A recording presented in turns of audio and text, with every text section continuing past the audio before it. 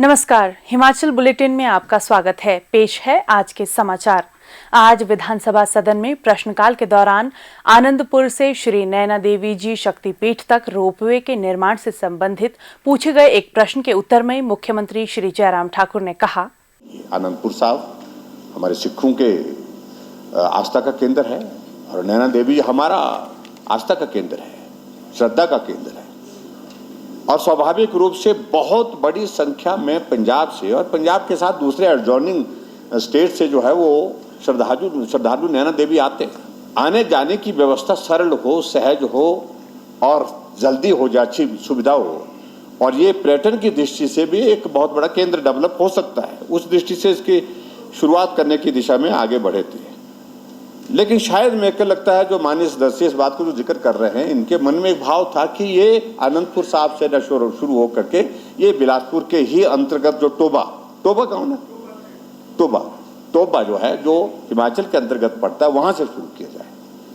और इस बात को लेकर के माननीय सदस्य जी ने बड़ा जोर से आग्रह किया पूर्व सरकार में, जो इनकी सरकार में मुख्यमंत्री के समक्ष में, और अंततः ये जो है इसको अगस्त 2013 में कांग्रेस की सरकार ने इस एमओयू को रद्द कर दिया। ये रद्द कर दिया गया, ये हुआ उस वक्त का एक। लेकिन उसके बाद जब हमारी सरकार 2017 दिसंबर में 27 दिसंबर 2017 को बनी, उसके बाद फिर इस बात के लिए आग्रह आया और हमारा जो विजन डॉक्यूमेंट है उसमें इस बात को लेकर के हमने कहा भी है कि ये हम करेंगे और उसमें हमने आगे बढ़ करके काम किया।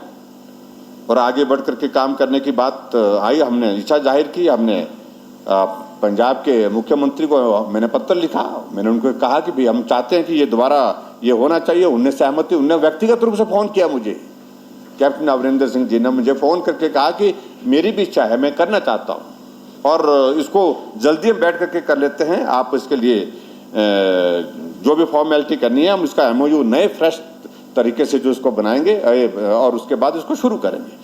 तो उसके बाद जो है इसकी शुरुआत की दिशा में हम आगे बढ़े। एमओयू जो किया गया 28/9/2018 को एमओयू किया गया और मैं व्यक्तिगत रूप से वहाँ पर गया था, चंडीगढ़ गया था और एमओयू की जो एक रस्म होती है, प्रोसेस होता है, उसको पूरा किया। ये बात सत्य है कि बार बार टेंडर करने के बावजूद उसमें कोई कंपनी अभी तक जो है वो कोई इसमें कोई आगे बढ़ करके बिड के लिए आगे नहीं आई है।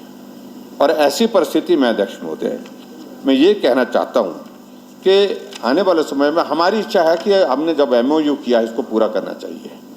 अब इसमें जो टेक्निकल एडवाइज़र जो है उनको हमने सोचा है कि उनको अब चेंज करेंगे और चेंज करने के बाद जो चीज़ें व्यावहारिक रूप से वहाँ पर की जा सकती है, जिसके लिए कोई कॉन्ट्रैक्टर, कोई कंपनी जो है इसकी बिडिंग में आगे आ सके और बिडिंग में हिस्सा ले करके इस प्रोजेक्ट को हम शुरू कर सके, ये हमारी एक इच्छा है और मुझे पूरा भरोसा है।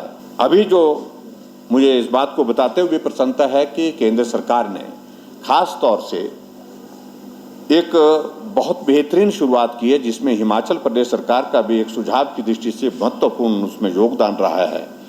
और हमने इसी बात को लेकर के जो ऐसे इलाके जहां पर सड़क पहुंचाने में कठिनाई है और वहां पर बहुत सारा फॉरेस्ट प्रॉपर्टी को भी डैमेज होता है एनवायरनमेंट के हिसाब से, और उसके साथ साथ में वहां पर सड़क पर बनाने के लिए खर्च भी ज़्यादा होता है, उस दृष्टि से केंद्र सरकार ने अभी जो हाल ही में बजट प्रस्तुत किया है उसमें पर्वतमाला करके एक नई योजना की शुरुआत की है और मैं समझता हूं कि उसके अंतर्गत भी इसको कंसीडर किया जा सकता है और इस बात को लेकर के हम आगे बढ़ेंगे।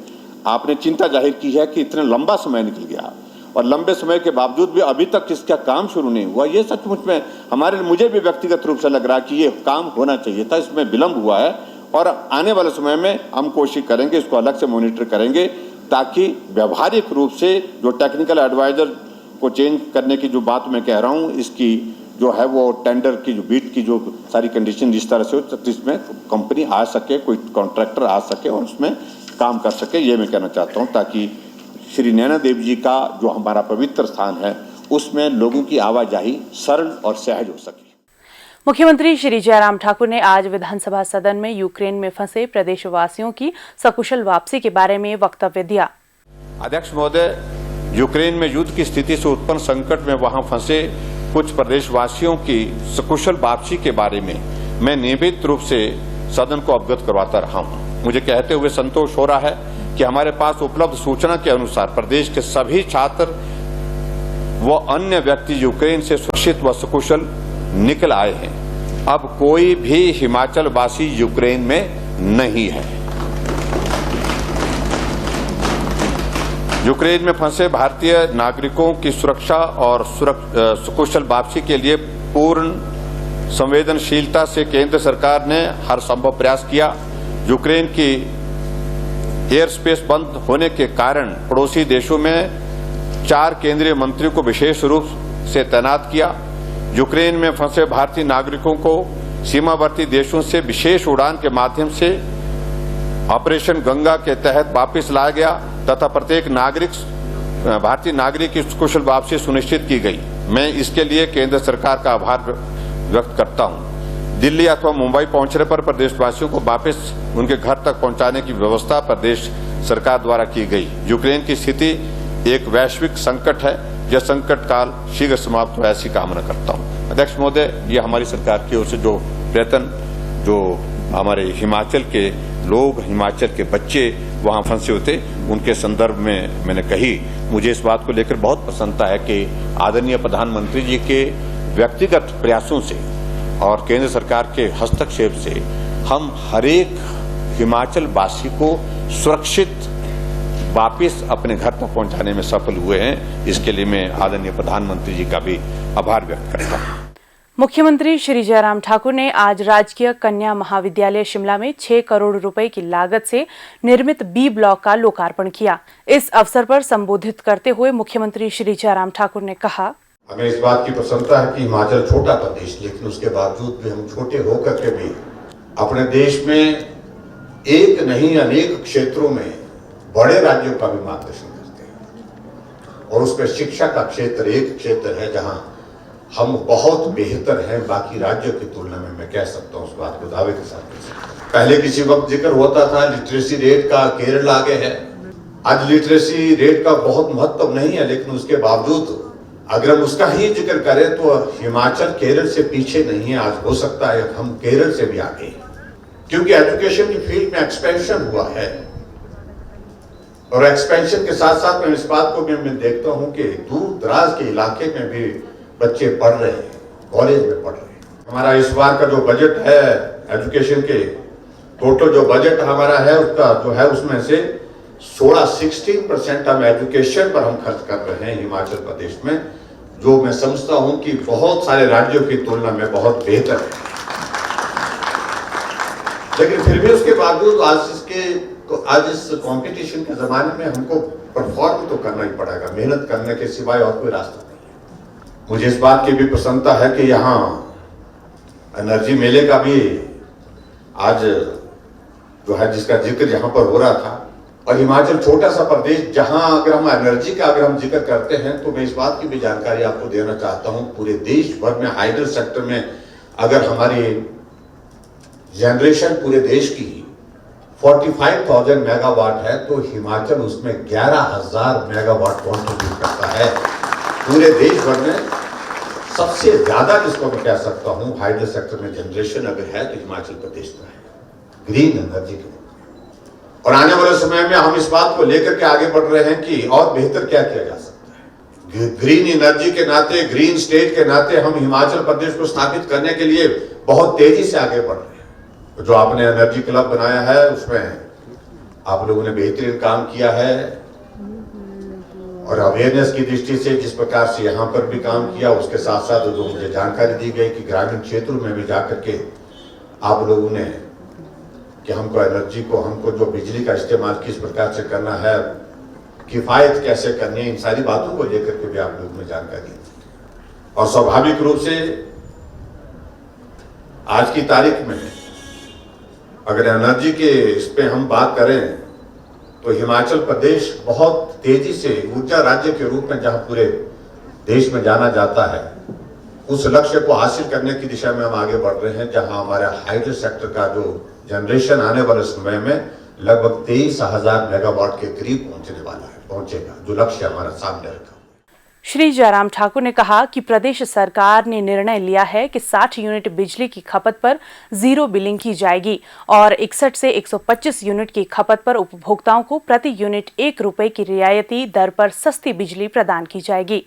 श्री जयराम ठाकुर ने बालिकाओं से विभिन्न क्षेत्रों में आगे बढ़ने के लिए समर्पण और प्रतिबद्धता के साथ कार्य करने का आग्रह किया। उन्होंने कहा कि कठिन परिश्रम का कोई विकल्प नहीं है और आज प्रतिस्पर्धा के इस दौर में अपने सपनों को साकार करने के लिए उन्हें कड़ी मेहनत करनी चाहिए। उन्होंने महाविद्यालय के विज्ञान खंड के जीर्णोद्धार के लिए 40 लाख रुपए प्रदान करने, शीघ्र तैयार होने वाले नए खंड में बहुउद्देशीय हॉल के लिए 2 करोड़ रुपए अतिरिक्त राशि देने तथा इस अवसर पर सांस्कृतिक कार्यक्रम प्रस्तुत करने वाली बालिकाओं को अपनी ऐच्छिक निधि से 51,000 रुपए देने की घोषणा की। मुख्यमंत्री ने विभिन्न प्रतियोगिताओं के विजेताओं को पुरस्कार भी प्रदान किए। मुख्यमंत्री श्री जयराम ठाकुर ने आज शिमला जिले के भाजपा मंडल रामपुर के एक प्रतिनिधि मंडल को संबोधित करते हुए कहा कि प्रदेश सरकार राज्य का समग्र और संतुलित विकास सुनिश्चित करने के लिए प्रतिबद्ध है और विकास से उपेक्षित क्षेत्रों पर विशेष ध्यान केंद्रित किया जा रहा है।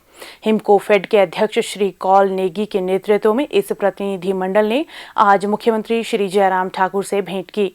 मुख्यमंत्री ने कहा कि प्रदेश सरकार ने पिछले 4 वर्षों के दौरान सुनिश्चित किया है कि रामपुर क्षेत्र विकास में एक आदर्श के रूप में उभरे। सरकार यह भी सुनिश्चित कर रही है कि रामपुर क्षेत्र के सभी विकासात्मक कार्य समयबद्ध पूर्ण हो ताकि इन परियोजनाओं से क्षेत्र के लोग लाभान्वित हो सकें। मुख्यमंत्री ने कहा कि 4 राज्यों के लोगों ने एक बार फिर केंद्र और राज्य के भाजपा नेतृत्व में पूर्ण विश्वास जताया है और हाल ही में हुए विधानसभा चुनावों में पार्टी ने 4 राज्यों में जीत हासिल की है। मुख्यमंत्री श्री जयराम ठाकुर ने आज शिमला में आउटसोर्स कर्मचारियों के एक प्रतिनिधि मंडल को संबोधित करते हुए कहा कि प्रदेश सरकार आउटसोर्स कर्मचारियों के मामलों को हल करने के लिए प्रतिबद्ध है और इन कर्मचारियों की उचित मांगों के समाधान के लिए 3 सदस्यीय मंत्रिमंडलीय उप समिति का गठन किया गया है। मुख्यमंत्री ने कहा कि राज्य सरकार के विभिन्न विभागों, बोर्डों और निगमों में लगभग 30,000 आउटसोर्स कर्मचारी कार्यरत हैं। राज्य सरकार इन कर्मचारियों के कल्याण के लिए चिंतित है और सरकार ने गत दिसंबर माह में सभी विभागों के साथ एक आदर्श निविदा साझा करते हुए प्रत्येक आउटसोर्स कर्मचारी को पे स्लिप देना अनिवार्य किया है। श्री जयराम ठाकुर ने कहा कि राज्य सरकार ने विभिन्न विभागों में कार्यरत पैरा वर्कर्स के मानदेय में उल्लेखनीय वृद्धि की घोषणा की है। पीटीए और एसएमसी अध्यापकों के कल्याण के लिए भी राज्य सरकार ने अनेक कदम उठाए हैं। उन्होंने कहा कि वर्ष 2022-23 के बजट में आउटसोर्स कर्मचारियों को न्यूनतम 10,500 रुपए प्रतिमाह प्रदान करने की घोषणा की गई है। उन्होंने कहा कि वर्तमान प्रदेश सरकार के कार्यकाल में आउटसोर्स वर्कर्स के वेतन में 4,200 रुपए की बढ़ोतरी दर्ज हो जाएगी। इससे पूर्व Himachal Pradesh school lecturer association के एक प्रतिनिधि मंडल ने भी मुख्यमंत्री से भेंट की और प्रवक्ता स्कूल कैडर और प्रवक्ता स्कूल न्यू का पदनाम प्रवक्ता स्कूल करने की घोषणा पर उनका आभार व्यक्त किया।